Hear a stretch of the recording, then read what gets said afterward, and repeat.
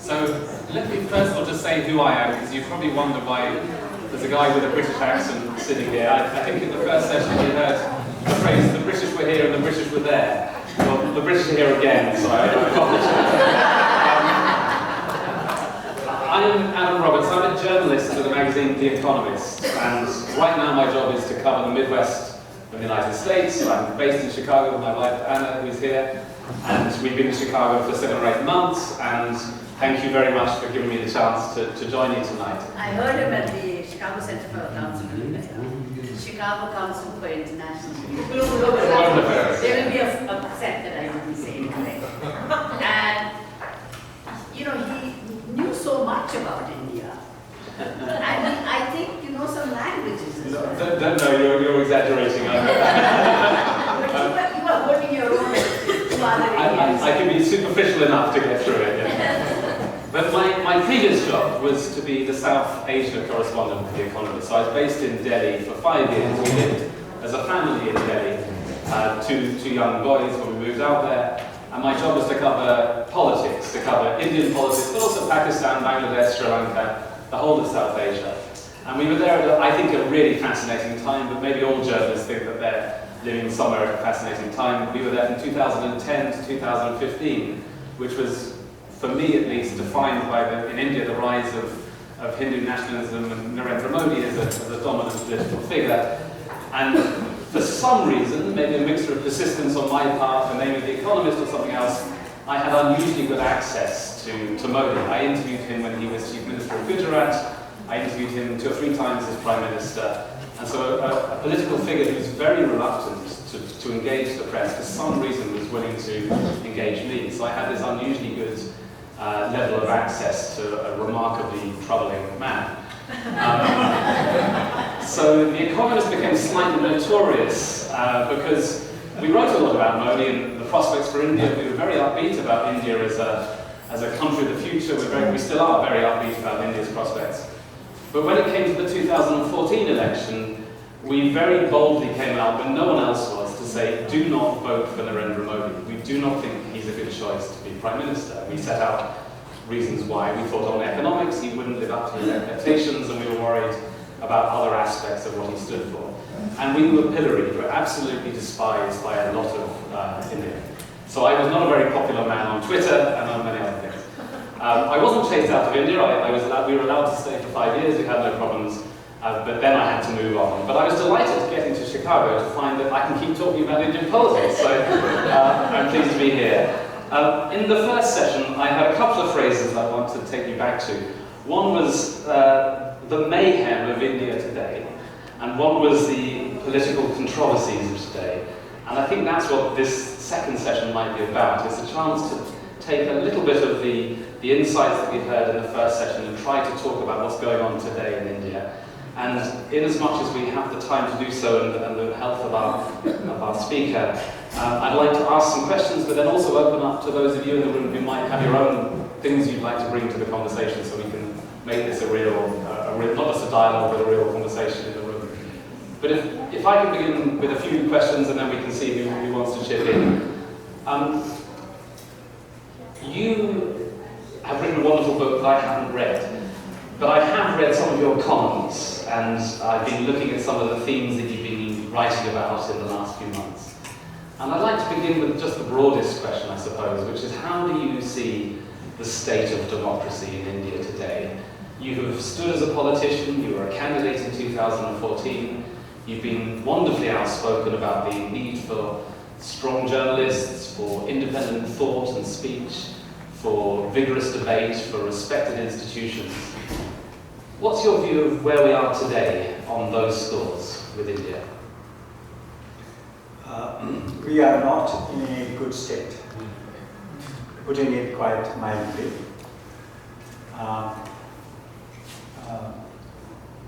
So in many ways, India and the United States have much in common. I'm not just referring to Trump here and Modi there. No, that's not my main point. My main point is that these two very large countries, mind you, in India we think that we are also enormous, that we're only 1/3 or less than almost 1/4 of the US in terms of area. We are a small country in terms of area, but in population, yes, we are very, very large. But both the US and India have such incredible diversity. Incredible diversity. And as is well known, the aim in the United States was that this would be a country formed on the basis of an idea that everybody is born equal. That idea was not always implemented, and we know about slavery, and we know about the Civil War, and of course we know about the people who lived here before anybody else came from the rest of the world. Those are very great, not say, constituted great stigma as far as the United States is concerned. Great stigma. But nonetheless, there was this notion that America is a nation not for one race or for one religion, but for everybody. And the same was true when India was launched as an independent country in 1947. It was an amazing notion for the world that India is going to be a democracy. India was going to be a nation for all its people, whatever their religious background, whatever their ideological views. And with all kinds of stumbles and shortcomings and great dissatisfaction, a lot of corruption, a lot of noise, a lot of dirt. But nonetheless, for 60, 70 years, India was an amazing democracy. And you had, APJ Abdul Kalam became president of India, Fakhruddin Ali Ahmad was president of India. People of untouchable, quote-unquote, background became presidents of India. Ambedkar, from the untouchable background, became an icon, architect of the Indian Constitution. And India's press was so vigorous and free. And people like me, who try to take an interest in the whole world, always talking about how India could be some kind of a model, inspiration, could be of help to the rest of the world. Suddenly, in the last 5 years, the picture's completely changed. And so, not only are people unable to speak freely, universities are under assault, even schools, other institutions. We have 3 or 4 law enforcing or corruption investigating or crime investigating national organizations. They go by different names. Their autonomy and independence is virtually being destroyed. Great attempts also to coerce, pressurize the Supreme Court of India, the judiciary at various levels. And elections, as everybody knows, are on. And not only do South Indians have long names, Indian elections take an endless amount of time. And there is, as we sit here, polling has started in the 6th phase. And there will be a 7th phase on the 19th. And 19th, in fact, 19th morning here, US time, we will already get the exit polls. And the exit polls will say all kinds of different things. But 1 or 2 of those exit polls may have it right. So we won't really know for sure. We may get an idea. But in the election campaign, several people who have been given the BJP ticket and running for election have said some extraordinary things. Now, one person, Giriraj Singh, who is also a minister, not a cabinet level minister, but a minister of the Indian government, he said in his election campaign just the other day that I'm a Hindu, we Hindus, we cremate ourselves, But you Muslims, you need some space for burial. But if you're not willing to say Vande Mataram, then you may not get your space for burial. And dozens of similar remarks. So, and Prime Minister himself unable, unwilling to denounce such statements, absolutely silent. And as you also know, there is this lady who is running in Bhopal, accused of serious crime, accused of terrorist crime. She claims that she's innocent. But she said publicly the other day, after her candidacy was announced, that she was one of those on December 6, 1992, who jumped on one of the domes of the Babri Masjid and had the proud privilege of trying to demolish the mosque. So she is openly boasting of a criminal act. And the Prime Minister and others have named her as a member of Parliament candidate. I can give you more examples. So we are facing a very serious crisis. So that is, I'm only giving you a few snapshots of how sad the situation is. But how robust do you think the institutions are to resist that? Because you will know far better than I do that throughout India's modern history you've had these upsurges of maybe in the time of the emergency in the 70s or other periods where institutions or practices have been threatened by more authoritarian leaders or maybe more divisive groups, but the institutions have always held out.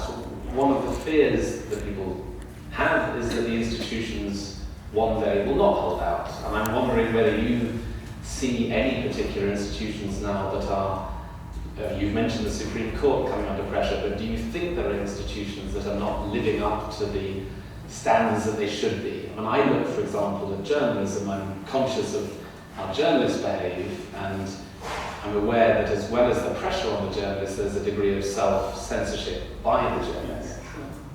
So yes, the media is a very important institution which is under grave attack, and many have succumbed. So let's take the electronic media first. There are many TV channels in India. So, and some are government owned, but those are very few. The vast majority are privately owned in different languages, different states. And 99% of these channels absolutely indulging in toxicity, poison, venom, and occasionally they have somebody to represent another point of view, but he or she is immediately denounced, shouted out, shouted down. So Fox News at its most toxic is replicated on 100 Indian channels.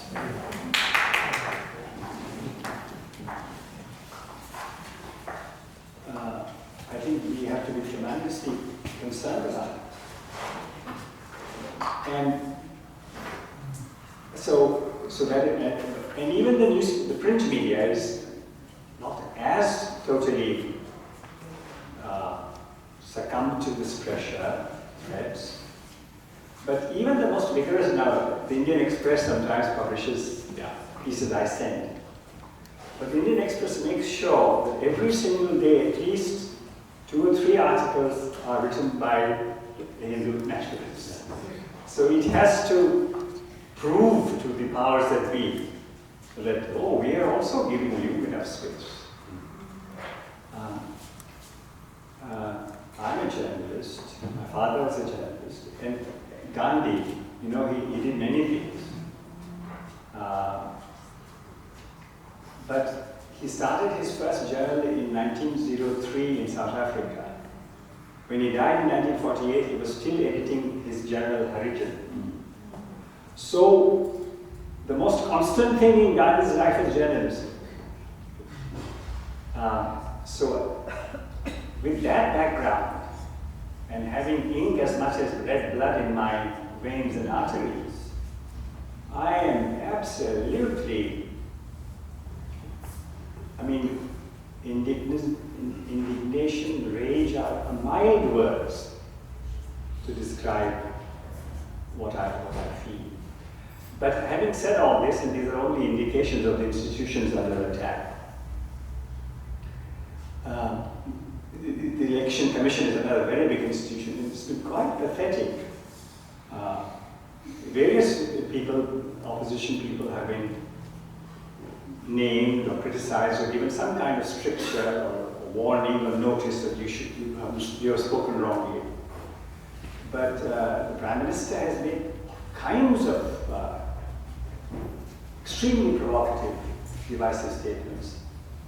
And the matter has been sent to the Election Commission, and the Indian favorite Indian phrase, clean chit. So he has been given a clean chit again and again and again and again. But in the recent election campaign, but even before that, so many people have started speaking very frankly indeed. And one trend I've noticed is, or one development, is that the awe of Narendra Modi has gone. And people can speak very frankly about him, can make jokes about him, at least some people do. So making jokes about him and ridiculing him is being practiced. I don't say it has become normal all across India, but many people are now taking to that. So, again, to go back to your question about institutions, most institutions either have succumbed or they have not been destroyed forever, I don't think. And there is every now and then you hear about some policeman, even some judge at a lower level somewhere, some civil servant taking a very bold step, which is fantastic. And of course many journalists. But the Indian public, India is very difficult to run as a democracy, but it's impossible to run as an authoritarian state.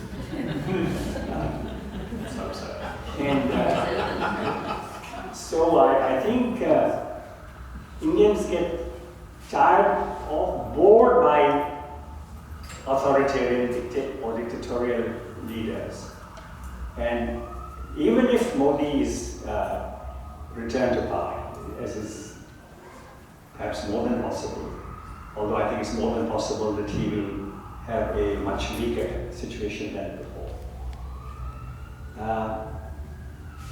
The Indian people will not be happy with this chorus. It's absolutely sickening chorus in defense of the most absurd and indefensible statements he makes. And here I must say that the similarities are incredible. Yes, I want to get onto that in a moment. but I think I agree with a lot of everything you just said. I think if you look back to 2014, Modi was able to really excite, especially urban voters who were turned off by Congress. They were fed up with inflation and corruption and chaos. And Modi came in as this phrase, the man on the white horse, the man with the 56-inch chest. He was going to give jobs to everyone. And instead we've had demonetization, no job creation. I think it's a much harder sell for Modi now than it was in 2014. So it would be astounding, I think, if he were to repeat the success in 2014. But I give up predicting things after Brexit and Trump. No longer. But one thing that struck me about the campaign that we've been seeing in India, and I have a historian here, so I have to ask you about this, is how historical figures are brought into contemporary politics. So it's odd that even the voters would necessarily know who these figures are and would respond to this, but it is a fact that whether it's Rajmohan Gandhi or going back to earlier figures, they're brought into the campaign as if they were utterly relevant to debates today. Nehru had this to say, or Patel had this, or the very statue of Patel that's gone up in Gujarat. I can't remember how big it is, but it's enormous. So how do you explain that? Why is that in the campaign in a way that I don't imagine we would have in the US? I think that is a very important question, more for a psychologist than for a mere historian. But it is true that questions of history or incidents from the past not only make headlines, not only provide material for campaign speeches, but obviously they matter to the Indian public, or at least to some sections of the Indian public. This is of interest. So it is like, imagine that there are many similarities between Trump and Modi, but I don't find Trump or supporters of Trump saying that, see what a horrible thing Roosevelt did, or how terrible Truman was, or that Kennedy, took his family on a ship for a picnic or a holiday. Just 2 days back, Modi, in a public speech, televised speech, speaks of Nehru, not only Rajiv Gandhi, Rahul's father, who was Prime Minister, Nehru, Prime Minister decades ago, of how he, did all kinds of things with his family at state expense. Even if the allegations are correct, as you say, what is the relevance today in the elections? But this is the subject of debate and headline and TV discussions, panels discussing this.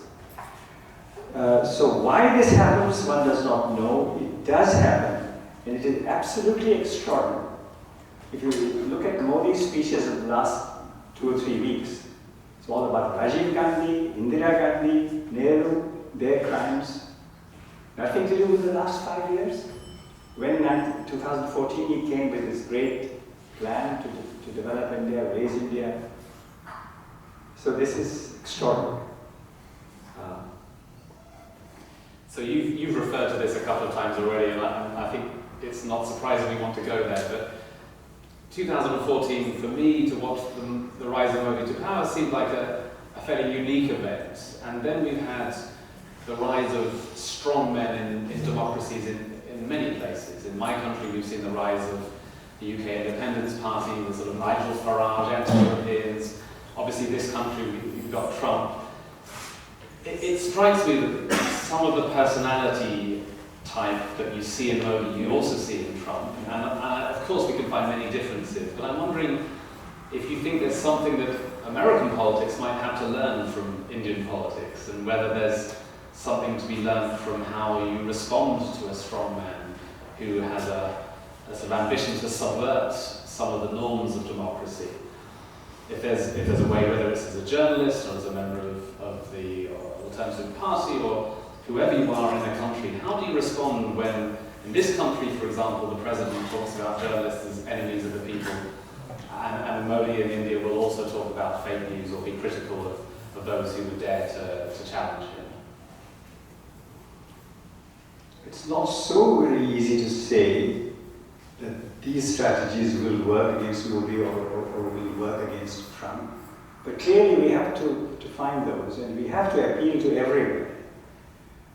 I think it does not mean that we have to say things to please group A or group B or community A, community B, race A, race B.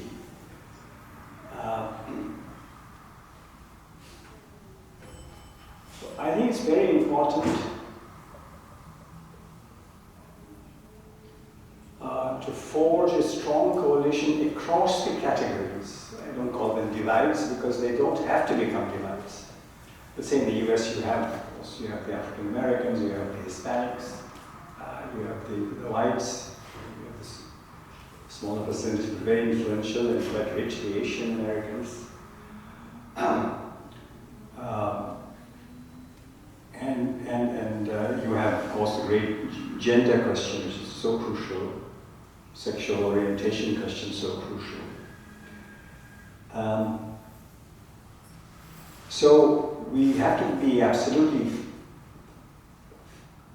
fearless and clear and unambiguous in denouncing what somebody like Trump does and the policies that we feel are undemocratic, majoritarian. Both countries, India has this notion of let's take our country back, that the country belongs to the Hindus. So let's take our country back from whom? And as if the Hindus, because of their birth, have a greater right to India than the Christians or the Muslims or the Jews or the atheists or Jains or Buddhists or Sikhs or whatever. Similarly here, that one race, one geographical region or something, has a greater right to the country than everybody else to take a country back. So to combat all that, of course we need utter fearlessness. Also unity of those who are opposed to the group or the individual or the forces that are producing an authoritarian or a tyrannical, non-democratic. So that is a very important need, both in India and here. Many of us are unhappy with Modi, many are unhappy with Trump. Sometimes when I meet in India, people who are unhappy with Modi, the first thing I say to them is, let's be a little nicer to one another. Because people are so critical of their colleagues who are on the same side, because of the mistakes, or because we disagree with them on many issues. But I think it's very important somehow to develop partnerships against the central threat to our democracy. But I know it's a very poor answer to your question. Great answer. But anyway, I'll stop there. If anyone had the answer to that, the world would be a different place. Right? And just to extend your question, you mentioned just 2 or 3 countries, but I mean there is Turkey, there is Hungary, there is Poland, there is Brazil, there is so much. It is a global thing, yeah. So we'll move on to another easy subject, Pakistan. Yes, thank you. No, I'm glad. We must discuss this, yeah. So I had an amazing privilege, and all the foreign journalists had based in Delhi, that we could pop back and forth between India and Pakistan very easily. And the Pakistanis occasionally would deny us visas, but we generally had more freedom than Indians to pop over to Pakistan and more freedom than Pakistanis to pop over to India. So how many times I've forgotten I would walk through the Wagah crossing between the two countries. And the thing that maybe every foreigner spots very quickly is that the difference between the two countries, there is none, really. I mean, you could be hanging out in Lahore or Delhi and it's the same city. Yeah. The difference between southern India and northern India is far greater. Yes. We have these moments of utter terror and fears of nuclear war and great confrontation, and they often seem to be in a period before an election, as we had with the horrible incidents in Kashmir, Pulwama. So I'm wondering if you feel any optimism about the India-Pakistan relationship for the coming years, that we've got elections on both sides of the borders out of the way, whoever wins in India and wherever we are in Pakistan, that perhaps we're coming into a period where we can be a little more hopeful about the ties between the countries. As far as the people are concerned in Pakistan and India, I am hopeful in the long run. If the present government comes back in India, superficially, you might feel that, all right, now that the government is back in power, it may make some settlement with Pakistan. But I'm not so sure about that.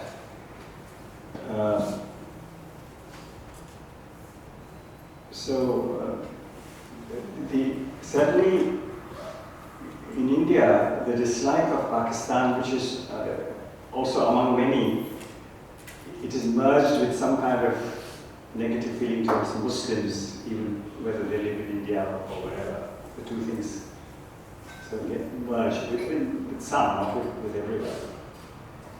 This is a strong sentiment today in India. But it's not it's a sentiment that was was strong even in 1947-48, and as I think I mentioned, I don't know, I forget now whether I mentioned that the achievement of Gandhi and Nehru to make India a secular and democratic state was a bigger achievement than India's independence. Which showed, because even at that time there was poison, there was toxicity, as I mentioned. But when, from the leadership, there is a clear line given that this is wrong, people obey despite their prejudices. We all know this, all over the world, whether it's the police or the army, they have their human prejudices. But when they wear the uniform, then they have to follow the law. But when from the leadership, from the pulpit, from the bully pulpit, or from President or Prime Minister's platform, a clear word is not given, then prejudice gets encouragement. It is not stopped or contained. So I don't somehow, I mean, if Narendra Modi gets elected and says, dear Indians, you're so wise you have re-elected me, but now I want you to put aside your negative feelings about Pakistan and about Muslims. And I want to ask the Pakistani leadership to say the same thing to their people. It will be fantastic, but I expect that, yes, some talks might be resumed, but I don't really expect from the Modi government a resolve or a real desire even that there should be normalization between India and Pakistan. Okay, well, I have many more questions. I would like to get anyone in the room who wants to ask questions to do so. Let me ask you one more, because we haven't talked about southern India yet, and I just want to get you to look forward. I was based in Delhi, so I spent a lot of my time reporting in the north of India, and I suppose the easiest place for me to go to, which was enormous, was Uttar Pradesh, and I would travel to Bihar, Uttar Pradesh, a lot of the cow belt, you might say, in the north. And population growth there was just phenomenal. I think Uttar Pradesh alone has a population of 230 million people now, a lot larger than Brazil. I think if it were a country on its own, it would be one of the 3 or 4 largest in the world. Whereas the population growth of southern India has pretty much stalled. I think along with improving maternal mortality rates and life expectancy, all the great human development indicators, the south has kind of made it, the north is not. And so one of the demographic consequences of that is that India will grow ever more lopsided. So the north will become, in terms of population, ever more numerous, and the south probably not. Where does that take India in the future in terms of how much the south can shape the norms, the debates, the values that India will hold? Does the south, in a sense, lose out to the north? That's a great question, and there's a very practical aspect to it, because there is naturally a demand that the way the parliament constituencies are selected and the number of parliamentary seats the different states have, that it should have a connection to population. And therefore, there is a very strong demand with some kind of legitimacy behind it that future Indian parliaments, the South should have a smaller proportion of the seats. And this will be, it's already being discussed, and some states in the South have achieved remarkable results in population control compared to the North. So this is a very major issue. I don't think the South will easily agree to this. And because every vote or seems to matter, I don't think it will be easy to change the present arrangement. But I think that in the long run, as to who influences the whole country more, who dominates thinking and decides policies, it depends not merely on your numbers behind you, population of the state, but also the kind of vision, leadership that you give, and whether you're able to inspire a whole people. Who knows? People may emerge of all kinds, whether from not just the South geographically, but from hitherto underrepresented sections of the Indian population. even in the last few years, we have seen some very remarkable voices and faces that have made an impact. That impact may not be seen in the elections currently taking place. But those are great questions. One of the questions I do discuss in this book, or rather two questions that are relevant. One is why the BJP has been relatively weak in the south compared with the rest of India. I offer some suggestions there. Also, why the south has not asserted leadership in India as a whole. I asked that question, I don't quite go into it. But it is a fact that so far the south has certainly fought on many issues, or for instance on the imposition of Hindi, there has been a successful fight back. But on the South saying that we will now try to lead India as a whole, there has been a certain reluctance. There's also been, of course, a general notion that the North should rule. And so there is a handicap that the South has. But I think we should also examine why more in the South have not had the guts to say, of course we will fight for the rights of the South, but we will take charge of India as a whole. But I would like that to happen, and who knows, it might happen. Are you okay to take one or two questions from the room? If you're, Indeed. The stamina is still. Does anyone have a burning question, whether it's about the book or about politics or India today? Does that happen there? Yes. When you were talking about what's happening in India, I think we've been aware of it, and knowing how bad it is with Trump here, and then hear about what's happening in India is really, agonizing in a way for us. But what role do you see for Indian Americans who are watching this from this country and still feel so connected to the homeland? What can you possibly do that would either help us quell our own anxieties or help in with what's happening in India? Because we see some prominent figures even from Chicagoland that have gone to India and stirred up some controversies, and Modi has attacked Pitroda, for instance, head on.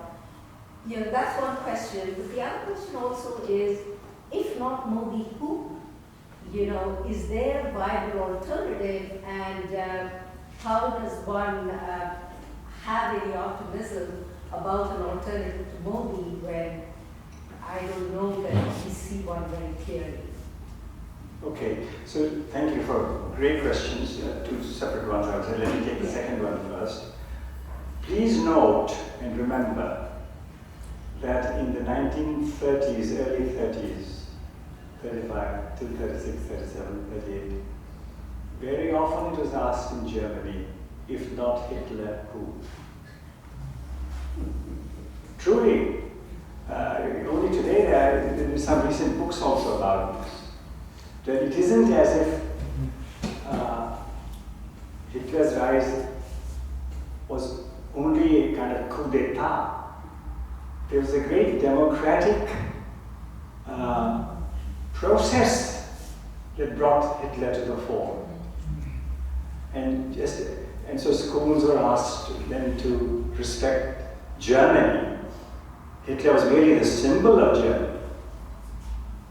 So obedience to Germany, the right slogans, all that was part of German life. And one of the things that this idea that if you don't say Vande Mataram, I bow before Mother India. If I don't say Bharat Mata Ki Jai, victory to Mother Bharat India. If you don't say this, then I can beat you, or you can go to prison, or you will not get admission to school or college. This is very normal now in many parts. So anyway, to go to your first question, which I think is a wonderful question. Just as I said that people in the south of India need to say, all right, I'm going to be responsible for all of India.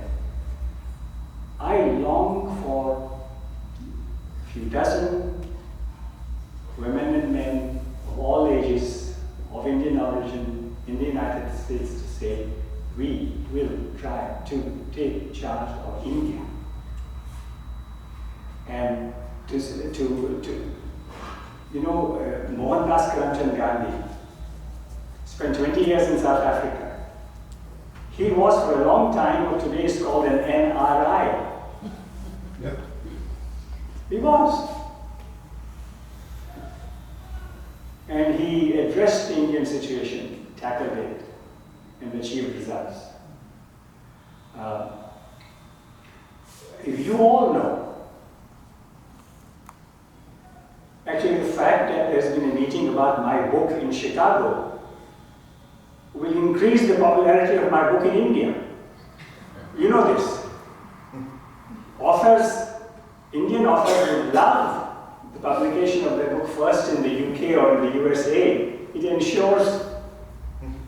So if Indians in the United States, even if they are a minority, or they believe themselves a minority, if they act together as a group, send the right email messages again and again and again.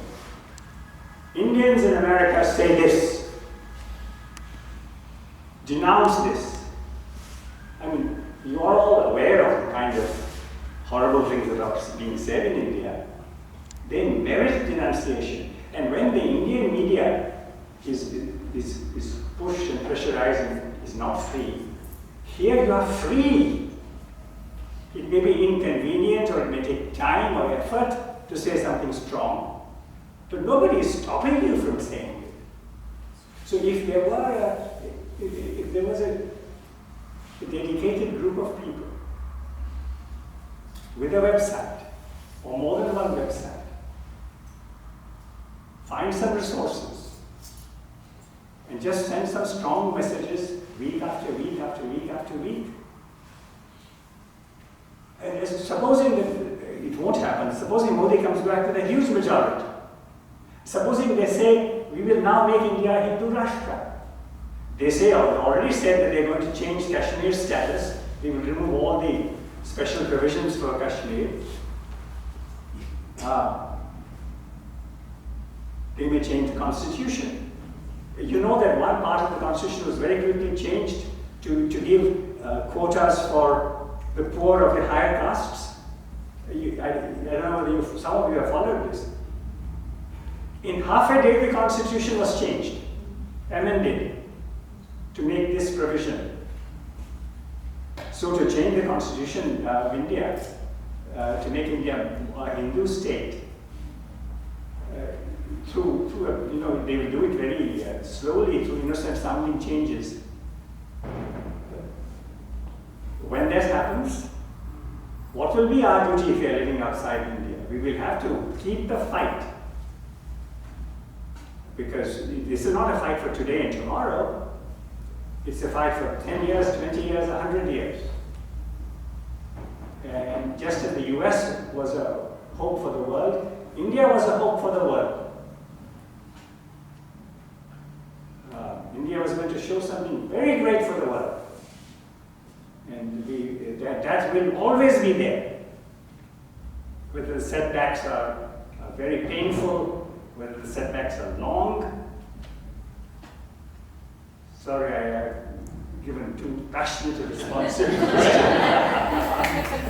I'm going to take a question. I just very quickly want to respond as well, because I can do this as the interviewer. I can answer a question, I guess. If not Modi, who? I don't think there is an obvious strong man from another party or strong woman who could step into Modi's shoes and be an alternative. But if we look back over the last 20, 25 years, there's an amazingly positive story about India. That India has made enormous progress on the economic and social front. I mean, if you look back to 1990 to now, there's been absolutely wonderful progress. I mean, it's up there with China's economic progress. India's progress is something the whole world should celebrate. Well, the vast bulk of that 20-25 year period and the successes that were achieved in India were not done by strongman leaders. I mean, the number of prime ministers that India went through in the 90s and then in the 2000s, I mean, Manmohan Singh had some good qualities, but he never said a word. Before he became prime minister, nobody thought he was going to be prime minister. There's a lot of people who could step into the role of being prime minister without being a strongman prime minister. So I think this assumption that we sort of have, that if you have a Trump, then you have to find an alternative Trump, or if you've had a Modi, you need an alternative Modi, I think isn't necessarily the right assumption to take. If you've had institutions that work before, you can have institutions that work again. And it doesn't have to be necessarily a strong, very charismatic leader. Yes, but I think there is another aspect that is also worrisome, because when we talk to our relatives back in India who are not as disillusioned with Modi because they have managed to find reasons, I mean, to us they seem more like excuses for why he has veered so much, you know, in placating the fundamentalists, because he wants to make sure that he's re-elected, and he is a crafty enough politician that once he has the power, like you said, he might start saying the right things, right? Like, you know, wanting to make peace with Pakistan, or start paying more attention to the agenda that he has not been able to fulfill in his first term. So I think the anti-Modi wave is also it's not solidifying, because people feel so ambiguous about who he was. Maybe they were so hopeful they are reluctant to completely, you know, to believe in the Modi we see described here. Let's there's another question, I think at the front. Did you? Sure. Yeah. Yeah, there are so many things that come to mind that I just have to edit myself quite a bit. And I'm so looking forward to reading the book. But my hunch is that the perspective, the historical perspective that you're offering in the book is mostly a political one, although you do refer to some cultural issues and literary and maybe some economic. But it seems like it's mostly a political history. Do you foresee some future scholars, or maybe yourself, to kind of start to look at this from a more of a cultural or artistic or literary perspective? Because coming from the Persian background, coming from an Iranian background, I see some really key linkages that are more cultural and linguistic, Yes. that could have affected the global history, especially the history of the Dabash that you get into. They were very critical individuals in doing a lot of the legwork that they didn't get credit for. For people like William Jones, who is considered to be the father of modern linguistics and the Indo-European languages. Who had links with Iran and with India. Exactly, exactly. And he developed that. But more importantly, at the global level, he's considered to be the grandfather of Western empiricism. Yes. Which is really about the scientific method and everything. And it turns out that he basically stole a lot of his work from the Dabash in southern India. And he just took credit for himself and called himself the grandfather of empiricism. So I would really love to see other scholars or yourself get into that part a little bit more, maybe the intellectual history or the cultural history. Well, I do appreciate your giving me some more work for the next decade of my life. But for one thing, there is a fair amount of coverage also of the literary cultural scene in this book, which you will find, because it's supremely important. And I think your point is a very solid one. And I'm very glad that you mentioned Iran, because Iran is very much in the news now also. So we hope that the worst will not happen. So thank you for, because ultimately, you may be naive to recall the very, very well-known phrase, but I don't mind doing so. The pen is mightier than the sword.